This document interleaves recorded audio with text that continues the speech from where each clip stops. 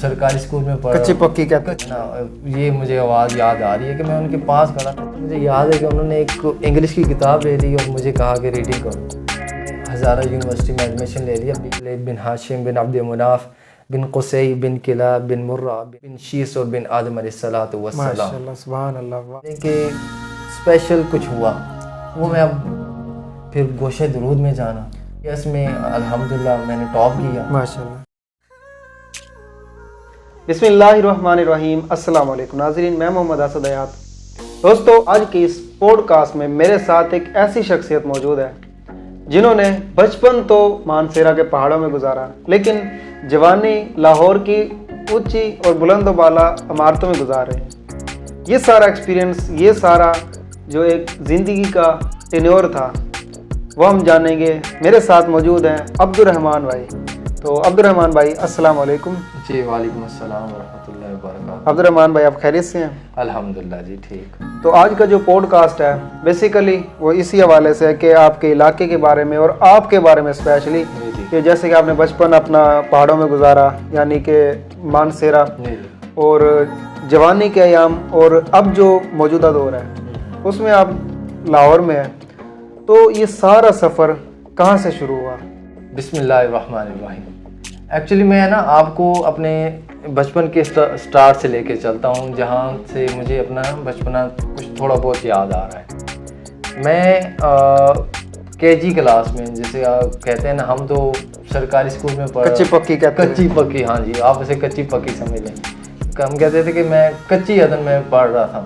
تو مجھے اپنے اتنا یاد ہے کہ میں اپنے گھر میں تھا، تو میرے والد صاحب میری والدہ کے ساتھ اور میری پھپھو کے ساتھ یہ ڈسکشن کر رہے تھے کہ مجھے نا ان کو اپنی فیملی کو یعنی کہ کامرا لے کے چلنا ہے. ابو میرے ایئر فورس میں تھے، چیف آفیسر ایز ریٹائر ہوئے.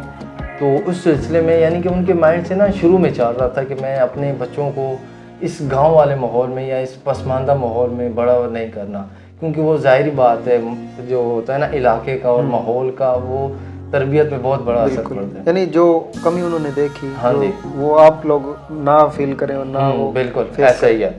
تو وہ مجھے یہ ان کی پہلی بات، اور میں تقریباً تب 3 یا 4 سال کا ہوں گا. اچھا، اس ٹائم کی بات آپ کو یاد ہے؟ اس ٹائم کی یہ میرے کانوں میں جو ہے نا، یہ مجھے آواز یاد آ رہی ہے کہ میں ان کے پاس کھڑا تھا، جا رہا تھا میں، تو جاتے جاتے نا میں نے ان کے منہ سے یہ آواز سنی تھی.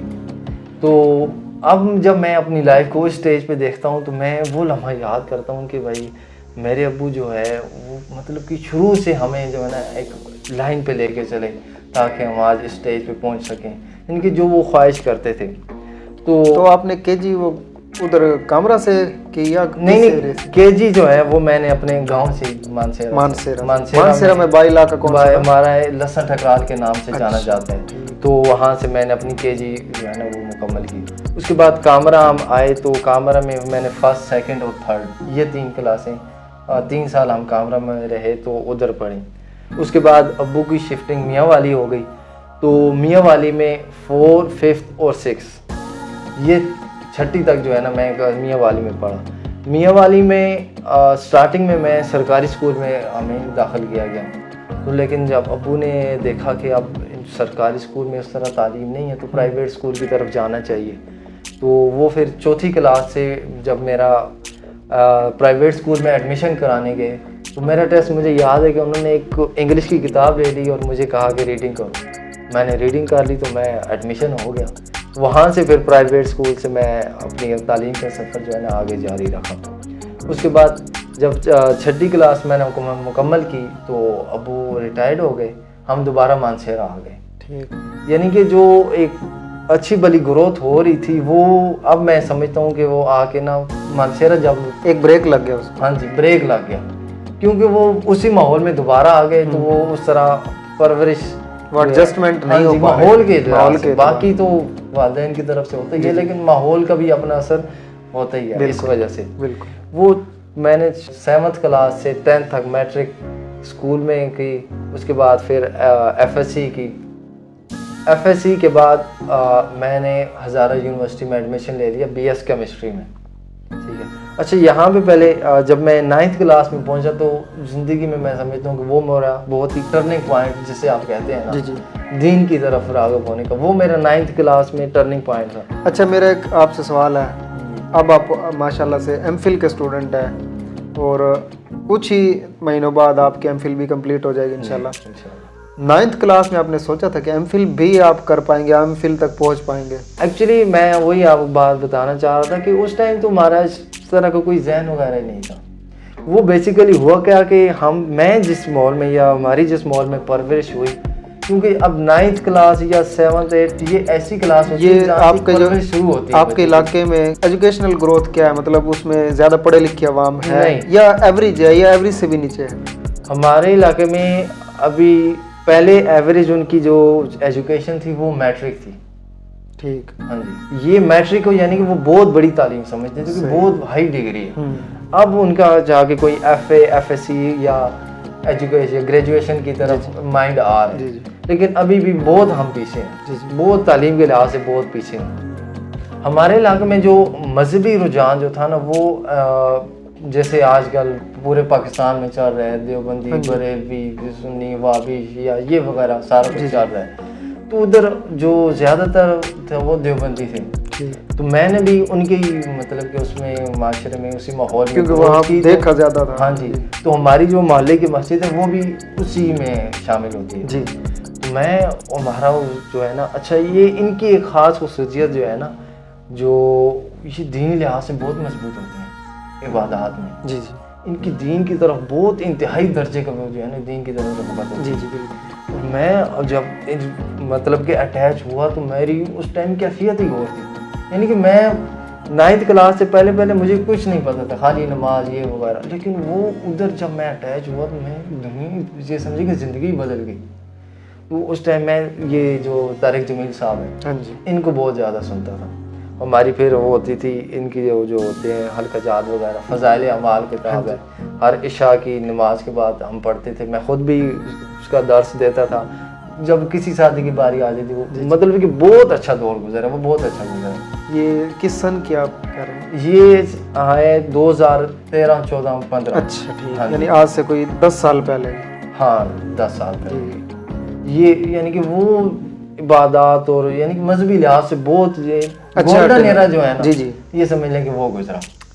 تو میں ایک دن اسی طرح طارق جمیل صاحب کا بیان لگا ہوا تھا تو میں نے آپ صلی اللہ علیہ وسلم کا شجرہ نسب سن لیا، میری اسی ٹائم کیفیت ہوئی اور میں دل یہ چاہا کہ میں نے اس کو یاد کرنا۔ اور کچھ دن پہلے آپ نے لائیو بھی سنا ہوگا، یاد ہے آپ کو ایوان اقبال میں؟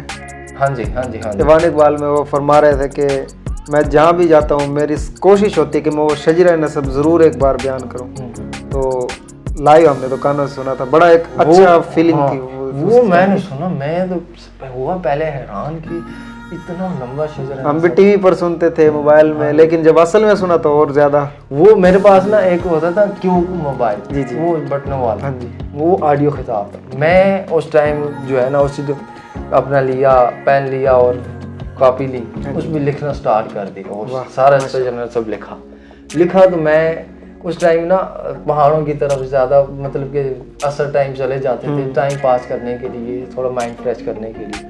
ادھر میں گیا تو ادھر بیٹھ کے میں نا یہ اس کو پڑھنا سٹارٹ کر دیا۔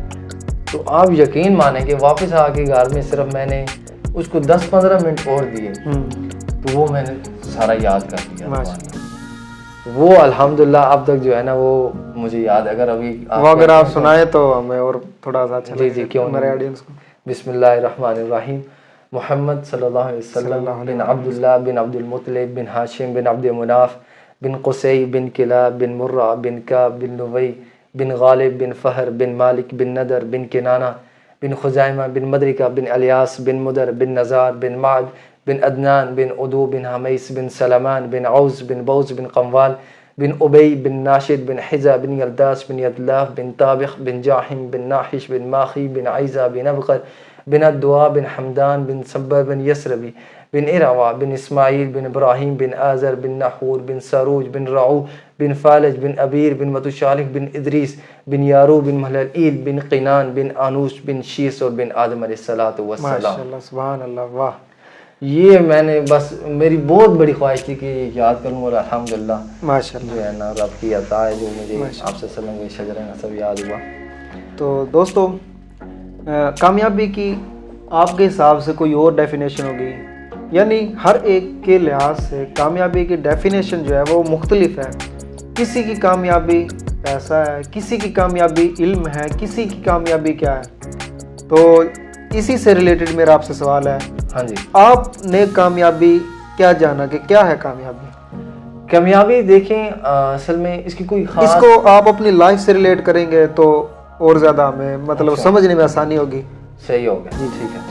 اچھا میں آپ کو نا اس کو اس کی طرف لے کے چلتا ہوں, لیکن وہ ایک سٹیپ تھوڑا سا پیچھے چلتے ہیں تو پھر بالکل اچھی طرح یہ ڈیفائن ہو جائے گا. جی جی. تو ہوا کیا کہ جب میرا رجحان سارا کچھ ادھر ہی جا رہا تھا, وہ جو مسجد اور سارا کچھ اس ماحول کی طرف, یعنی کہ دینی لحاظ سے الحمدللہ میں اپنے آپ کو صحیح سیٹلمنٹ سمجھ رہا تھا. اس کے بعد جب میری ایف ایس سی ہوئی, ایف ایس سی کے بعد جب ابو نے ایڈمیشن ہزارہ یونیورسٹی میں کروایا. یہ ایف ایس سی کس کالج سے؟ وہ مارس کا انٹرنیشنل مانسیرا سے ہوئی. تو 2017 میں ایف ایس سی کی. تو اس کے بعد جب ایڈمیشن ہزارہ یونیورسٹی میں ہوا بی ایس کیمسٹری میں, تو ابو کا دل کچھ مطمئن نہیں تھا کہ وہ یہی چاہ رہے تھے کہ کچھ نہ کچھ ایسے ہی, یعنی کہ یہ کچھ کر سکتا ہے جس کو شاید ماحول اس طرح نہیں مل رہا. تو جب آپ نے ایف ایس سی کی تو اس ٹائم پہ آپ کا کیا پلان تھا کہ کیا میں ان فیوچر بننا ہے؟ ان فیوچر دیکھیں ماحول کے مطابق بندے کے نا مائنڈ سیٹ بھی جی اسی حساب سے میں آپ سے پوچھ رہا ہوں کہ کیا میری اس ٹائم خواہش تھی کہ ابو نے حالانکہ مجھ سے پوچھا بھی کہ کیا کرنا چاہتے ہو. میں نے ابو کو ڈائریکٹ کہہ دیا کہ ایئر فورس میں. ابو چونکہ ایئر فورس میں تھے تو میں نے کہا میں بھی ایئر فورس میں جانا چاہتا ہوں. تو ابو نے پھر مجھے منع تو نہیں کیا, لیکن اپنے سوچتے تھے کہ اب یار ابھی یہ مطلب کوئی فیلڈ میں جانے والا نہیں ہے, نہ اس کو مطلب وہ آپ کو کسی اور صورت میں دیکھتے تھے. وہ کچھ اور سوچتے تھے اور کچھ اور چاہ رہے تھے مجھ سے, لیکن میں اس ٹائم یہ چیز سمجھ نہیں پا رہا تھا. یہی ہوتا ہے نا, بچپن میں ہمارا بھی یہی تھا کہ پہلے بچپن میں فوجی بن کے اپنے آپ کو ایسے امیجنیشن میں فوجی بنا کے اور پھر آپس میں لڑتے تھے. ہاں جی, بچپن میں وہ نقلی پسٹل لے کے اور ایک دوسرے کے ساتھ کھیلنا. اور بچپن آنا بڑے, میں نے تو بڑے بچپن میں انڈین فوج, آرمی ایسا کرتے ہیں ایسا کرتے, بڑی بچپن میں اڑائے. تو بہرحال پھر اس طرح چلا, لیکن ابو کا دل کچھ مطمئن نہیں تھا. ابو نے خیر ایڈمیشن کروا دیا. ایڈمیشن کروانے کے بعد بھی ابو مطمئن نہیں تھے, کیونکہ میں اب ایڈمیشن ہی آپ نے کس یہ کیمسٹری میں بی ایس کیمسٹری میں میرا ایڈمیشن ہو گیا تھا. تو فرسٹ سیمسٹر بھی میرا شروع ہو گیا تھا. لیکن اچانک ایک دن مجھے ابو کی کال آ گئی کہ آپ ریڈی ہو جاؤ, ہم نے رات کو لاہور کے لیے نکلنا ہے. اس سے پہلے آپ لاہور کبھی آئے تھے؟ نہیں, زندگی میں فرسٹ ٹائم میں لاہور آیا. اچھا ٹھیک. تو پتہ بھی نہیں تھا لاہور. یہ 2017-18 کے تھنک 18 کے بعد 2018 فیبرری 2018. ہاں جی. ابو کی کال آئی. ابو کی کال کے بعد بس جو بھی تھا سامان پیک کیا تو میں مانسیرا آ گیا. مانسیرا سے پھر میں اور ابو رات کو بیٹھے ادھر, ہم سحری ٹائم صبح پہنچ گئے 4-5 بجے. تو وہ میرا فرسٹ ڈے تھا ادھر لاہور میں. مجھے پتہ بھی نہیں تھا کہ اب میں نے جانا کہاں ہے اور ایڈمیشن کہاں ہے اور پڑھنا کیا ہے, بالکل کچھ بھی پتہ نہیں تھا. بس یہ پتا تھا لاہور جانا. لاہور پہنچ گئے آپ؟ ہاں جی, لاہور پہنچ گئے. تو وہاں سے کوئی پلان کیا تھا کہ کس ادارے میں یا کس انسٹیٹیوشن میں آپ نے جانا ہے؟ میں نے یہ سوچا ہوا تھا کہ منہاج القرآن میں. اتنا مجھے پتا تھا کہ ابو, کیونکہ ابو تحریک کے ساتھ ریلیٹڈ تھے. ابو یہ جو مطلب کہ 2013-14 میں دھرنے وغیرہ ہوئے ہیں ان میں بھی آتے رہے ہیں. ہم ابو کو ادھر گھر میں بیٹھ کے ٹی وی پہ دھرنے چلنے ہم دیکھتے رہے ہیں کیا ہو رہا ہے, کیسی شیلنگ وغیرہ ہو رہی ہے. خیر وہ باتیں چلتی رہیں. تو اب مجھے اتنا پتا تھا کہ ادھر میں نا, لیکن اتنا مجھے آگے کچھ بھی نہیں پتا تھا کہ اب ادھر پڑھنا کیا ہے, کیسے پڑھوں گا کیا ہے. حالانکہ میں میٹرک اور ایف ایس سی پڑھائی میں بالکل ابھی یہ سمجھ لیں کہ جیسے نیل بند ہوتا ہے نا, جی میں وہ تھا. اچھا. ہاں جی. اب مجھے سمجھ نہیں آ رہی تھی کہ ابو مجھے آگے کیوں پڑھانا چاہ رہے ہیں, حالانکہ میں پڑھائی میں اتنا آگے ہوں ہی نہیں.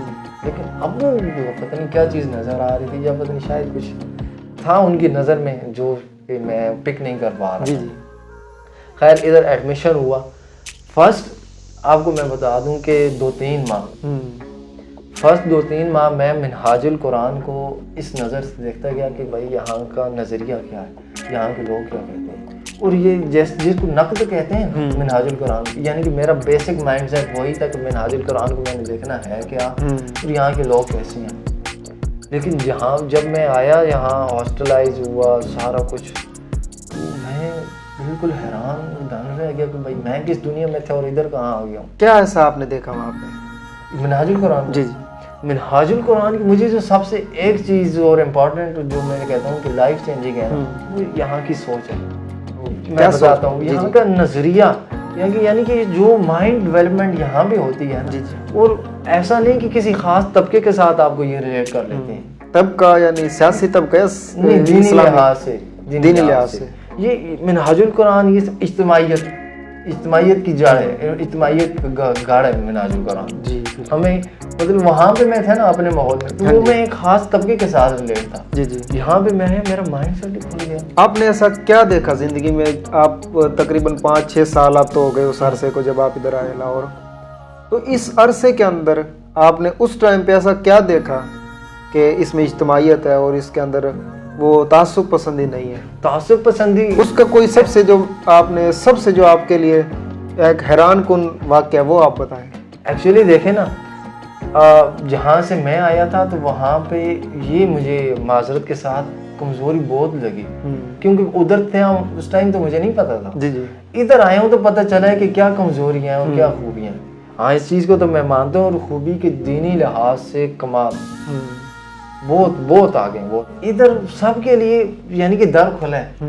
اب میں دیکھ رہا ہوں ادھر کے وہ جو ایک خاص طبقے کی، یعنی کہ مولانا طارق جمیل صاحب پہلے ان کی طرف تھے اور ان کے لیے خاص اہمیت رکھتے تھے، لیکن وہ اب ادھر بھی آ رہے ہیں، منہاج القرآن نے ایکسیپٹ بھی کر رہے ہیں اس کو بالکل۔ بعد کچھ دن پہلے ہم ان سے پرسنلی ملے بھی، ان کا وہ اٹینڈ کیا ایوان اقبال میں، اٹر صاحب کی جو کتاب تھی الموسوعہ القادریہ، تو الموسوعہ القادریہ اگر آپ دیکھنا چاہتے ہیں تو اس سے جو پہلے کی ویڈیو ہے اس کا لنک ڈسکرپشن میں ہوگا۔ الموسوعہ القادریہ یعنی ایک حدیث کا انسائکلوپیڈیا جو کہ ڈاکٹر صاحب نے لکھا ہے۔ اب تک اس کی 8 جلدیں آئی ہیں اور یہ تقریباً کوئی 60 جلدوں پر مشتمل ہے، باقی فردر آتی رہیں گی۔ یہ بیسیکلی یہ شروعات تھی۔ جی آپ فرمائیں۔ اچھا، تو اس کے بعد نا میں اپنا یہاں پہ ایف ایس سی کر کے آیا، تو ادھر اسپیشل ثانوی یعنی کہ 2 سال کا جو خاص کورس وہ ہوتا ہے اسپیشل کورس۔ اچھا ہمیں یہ بھی بتا دیں کہ یہ جو اسپیشل ثانویہ کتنے سال کا ہوتا ہے اور ثانویہ کتنے سال کا ہوتا ہے، پھر وہ اس کے بعد؟ اسپیشل ثانویہ جو ہے یہ ایکچولی ثانویہ کو کمپلیٹ جو ایف ایس سی یا ایف اے کر کے آئے ہوتے ہیں ان کے لیے ہوتا ہے کہ وہ اسپیشل ثانویہ کرواتے ہیں۔ ویسے ابتدائی طور پر ثانویہ کتنے سال کا؟ ثانویہ 2 سال کا ہوتا ہے، اور اسپیشل ثانویہ اس کو یعنی کہ ثانویہ کوئی ایک اسپیشل اس کا خاص کورس کر دیتے ہیں، وہ 6 ماہ میں کور کروا دیتے ہیں وہ جو ثانویہ کا کورس ہوتا ہے۔ اس کے بعد پھر آگے عالیہ اور عالمیہ چل جاتا ہے۔ اپنا اسپیشل ثانویہ کے یہی آپ سمجھ لیں کہ جس ٹائم ابھی ہم ویڈیو بنا رہے ہیں یہی مان چل رہا تھا، نومبر تھا یا دسمبر تھا۔ اس میں میرے ساتھ ایک یہ سمجھ لیں کہ اسپیشل کچھ ہوا، وہ میں اب زیادہ بریف نہیں کر سکتا، کچھ تھوڑا ہے پر وہ کچھ اس طرح میرے ساتھ معاملہ ہوا کہ میں 2-3 دن تک جو ہے نا وہ یہ سمجھ لیں کہ کسی دوسری دنیا میں تھا۔ اچھا، مجھے کچھ سمجھ نہیں آ رہی تھی اور میرے جسم کے نا ایک سائڈ نے میرا ساتھ دینے چھوڑ دیا، بس کچھ اس طرح کا معاملہ ہوا۔ اس کے بعد میں نے رب کے حضور توبہ کی، معافی مانگی، اور پھر میں منہاج القرآن کے ساتھ آہستہ آہستہ لگا ہوا، یعنی کہ میں سمجھنے لگا کہ واقعی کچھ منہاج القرآن میں ہے، اور شیخ الاسلام ڈاکٹر محمد طاہر القادری کی شخصیت کوئی عام شخصیت نہیں ہے، بالکل، یا وہ شخصیت نہیں ہے جو ایک تعصب کی نگاہ سے ان کو دیکھا جاتا ہے۔ ان کی بہت بڑی خدمات ہیں۔ وہ پھر آہستہ آہستہ جو مطلب یہ سفر گزرتا رہا تو وہ پھر راز کھلتے گئے۔ اچھا، پھر اس کے بعد بی ایس میں میرا جو ہے چلتا رہا، ساتھ ایڈمیشن ہوا۔ تو یہ جو ایک سوال آپ کا رہ گیا تھا کہ ایسا کیا آپ نے دیکھا، ویورز کو بھی اس چیز کا انتظار ہوگا کہ ایسا کیا دیکھا جو آپ نے تعصب پسندی اس جگہ نہیں پائی، اور وہ کوئی خاص ایسا واقعہ بتا دیں۔ ایکچولی دیکھیں نا، جہاں منہاج القرآن کی جب بھی بڑے بڑے فنکشنز وغیرہ ہوتے ہیں تو اس میں آپ اجتماعیت کو دیکھیں گے، یعنی کہ فرقہ پرستی یا یہ چیز آپ کو نظر نہیں آئے گی۔ اس میں آپ چاہے ہندو دیکھ لیں، چاہے سکھ دیکھ لیں، چاہے عیسائی دیکھ لیں، دوسرے مسالک کے اور مذاہب کے بھی، دوسرے مذاہب کے لوگ، اچھا خود آ جائیں تو اس میں فرقہ پرستی کی یعنی کہ آپ کو ہر شخصیت مشہور و معروف یعنی منہاج القرآن کے پلیٹ فارم پہ ملے گی. ایکچولی دیکھیں نا منہاج القرآن ایک ایسی طریقے جس طرح آپ صلی اللہ علیہ وسلم نے وہ اجتماعیت کا درس دیا ہر کسی کو, بہن بھائی آپس میں, یعنی کہ ہر کسی کے ساتھ دین انسانیت بھی. ہاں جی جو دین اسلام کا جو بیسک کنسیپٹ ہے نا وہ منہاج القرآن نے آ کے زندہ کیا.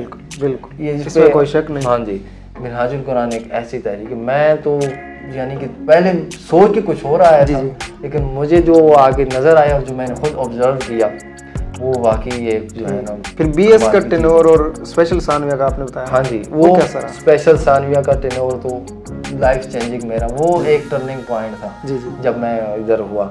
اس کے بعد بی ایس, تو بی ایس میں سب سارے یہی سوچ رہے تھے کہ کیونکہ جو میری پچھلا تعلیمی جو تھی نا لیول وہ بہت ہی مڈل تھا, میں پڑھنے کے لحاظ سے بالکل یہ سمجھ لیں کہ نیل تھا. لیکن بی ایس میں وہ آہستہ آہستہ ادھر آئے تو رات کو 3-3 4-4 بجے تک پڑھنا وہ خود ایک شوق پیدا ہوا. پھر گوشہ درود میں جانا, گوشہ درود میں تہجد پڑھ کے پھر آ کے سونا.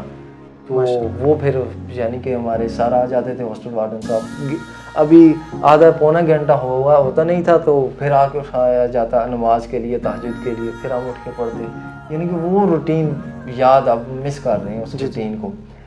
تو پھر ہوا کہ بی ایس میں الحمدللہ میں نے ٹاپ کیا ماشاءاللہ. تو جب یہ خبر ادھر کالج کی طرف سے ابو کو ملی تو میرے لیے سب سے جو زندگی کا یہ سمجھ لیں کہ میں نے جو قیمتی لمحہ پایا وہی ہے ماشاءاللہ. جب ابو کو ملی, پھر ابو کو جب کالیں آ رہی تھی باہر سے, فیملی سے, دوستوں سے, تو ہر کوئی مجھے یہی کہہ رہا تھا کہ آپ کے ابو کو یہ ملنے آئی, یہ انہوں نے مبارکباد دی, یہ تحفے تحائف دیے. تو میں نے کہا کہ الحمدللہ جو ہے یہ کر دیا, اور یہ مجھے لگا کہ اصل جو ہے وہ کامیابی بالکل دین بھی اور دنیا بھی دونوں کو ساتھ لے کے چلے. تو الحمدللہ یہ اچیومنٹ میرے لیے بہت معنی رکھتی. جی ماشاءاللہ. تو جامی صاحب آپ جیسے کہ آپ کا ایم فل چل رہا ہے, تو ایم فل کس سبجیکٹ میں کر رہے ہیں آپ, اور کیا مطلب اس کا آگے پلان کیا ہے آپ کا؟ آگے پلان ایکچولی ایم فل, پہلے میں ایم فل کا بتا دیتا ہوں. اچھا بی ایس جو میرا ہے وہ عربک میں تھا, تو اب اسی طرح میں نے پھر ایم فل میں بھی عربک کے سبجیکٹ کو بھی کنٹینیو کیا. تو ابھی کلاس ورک کمپلیٹ ہو گیا, ریسرچ ورک میں ابھی جاری ہے, وہ تھیسس شروع ہے, تو انشاءاللہ امید ہے جلدی وہ بھی کور کر لوں گا. اللہ پاک آپ کو کامیاب فرمائے. آگے لائف کا جو میرا موٹو ہے وہ یہی ہے کہ دین اسلام کی جو ترویج ہے, اس کی تبلیغ ہے, وہ انشاءاللہ جس حد تک ممکن ہو سکی ہر سطح پر وہ کروں گا. اور ہمارا اپنا ایک اسکول ہے ماشاءاللہ. تو وہ کس جگہ پر؟ وہ اپنے ہی گاؤں میں ہے, مانسیرا کا. مانسیرا آپ نے گاؤں بتایا کیا؟ لسن ٹھکرال.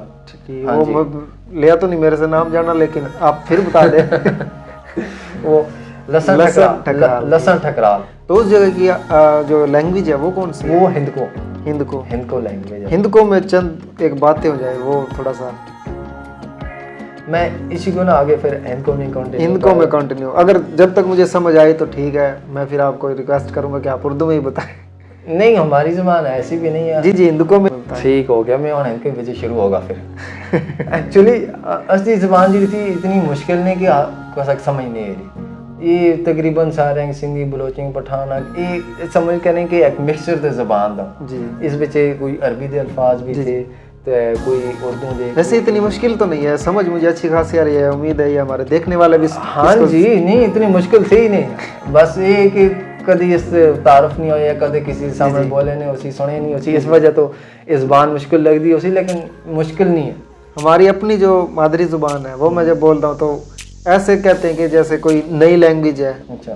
تو ایسے ہی بالکل آپ جیسے, اب یہ ایک بڑی خوبصورت, ہر علاقے کی ایک جو خوبصورتی ہے وہ زبان میں, ثقافت میں, وہاں کے لوگوں کی جو بھی ایسی خصوصیات ہیں وہ اس کے اندر چھپی ہوتی ہیں. رہن سہن بالکل ایسا ہی ہے.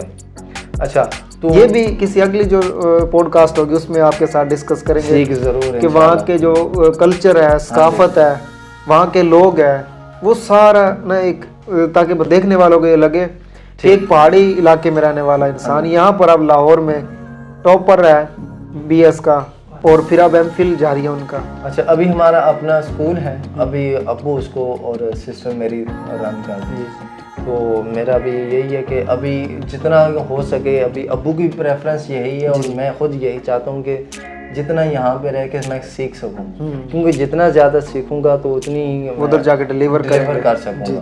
میری ابھی فرسٹ پرائورٹی یہی ہے کہ میں یہاں پہ رہ کے کچھ نہ کچھ اور مزید اپنی گرومنگ کروں، کچھ سیکھوں کچھ۔ اچھا جامی صاحب، آپ کا یوٹیوب چینل بھی میں نے دیکھا تھا۔ ہاں جی، وہ آپ نے کس مطلب وہ اس کے اندر کیسا کنٹینٹ تھا؟ اس کے یوٹیوب میں میرا ڈفرینٹ چلتا رہتا ہے، جو کبھی پوائٹری چلتی رہتی ہے، کبھی موٹیویشن چلتی رہتی ہے، تو یعنی کہ اسی طرح کوئی ایک پوئٹری جو آپ سنانا چاہیں؟ ابھی تو خیر مجھے یاد نہیں ہے، لیکن پھر انشاءاللہ سنائیں گے۔ جی اگلے پوڈ کاسٹ میں پھر آپ تیاری کر کے آئیے گا، اگلے پوڈ کاسٹ میں ہم آپ کو سنائیں گے۔ جی تو بیسک پھر یہی ہے کہ ابھی اسکول جو ہے وہ پھر اس کو جا کے رن کرنا ہے، وہ انشاءاللہ معاشرے کی ترقی میں، پاکستان کے لیے، جی بالکل، لوگوں کے لیے جتنا کچھ جس حد تک ممکن ہو سکے انشاءاللہ آپ ڈیلیور کریں انشاءاللہ۔ تو دوستو، جیسے کہ آپ نے جانی ایک ایسے نوجوان کی کہانی جو کہ مانسیرا سے چلے اور اب لاہور میں ایم فل کے اسٹوڈنٹ ہیں، اور جو چیزیں اچیو کی وہ ایک ایسا خواب جو کہ کبھی سوچا بھی نہ تھا، جو کہ جس کے بارے میں سوچ بھی نہ سکتے تھے کہ ایم فل تک بھی کچھ پہنچ پائیں گے یا نہیں، جس کو لاہور کا صرف نام کا ہی شاید پتہ ہوگا، دیکھنا تو دور کی بات تھی، اور وہاں آ کر پڑھنا، وہاں آ کر ٹاپ کرنا، یہ تھی کامیابی۔ تو دوستو، معاشرے میں ایک ایسا جو ایک بگاڑ پیدا ہو چکا ہے ایک غلط کنٹینٹ کی وجہ سے، میری پرسنلی کوشش ہے کہ اس کنٹینٹ کو ریفائن کروں، اس کو مزید، یعنی کہ اگر دیکھنے والا کوئی زیادہ ویوز لائکس آئیں نہ آئیں، مجھے اس سے کوئی غرض نہیں، کوشش یہ ہے کہ کچھ نہ کچھ ایک ایڈ کروں بہتر۔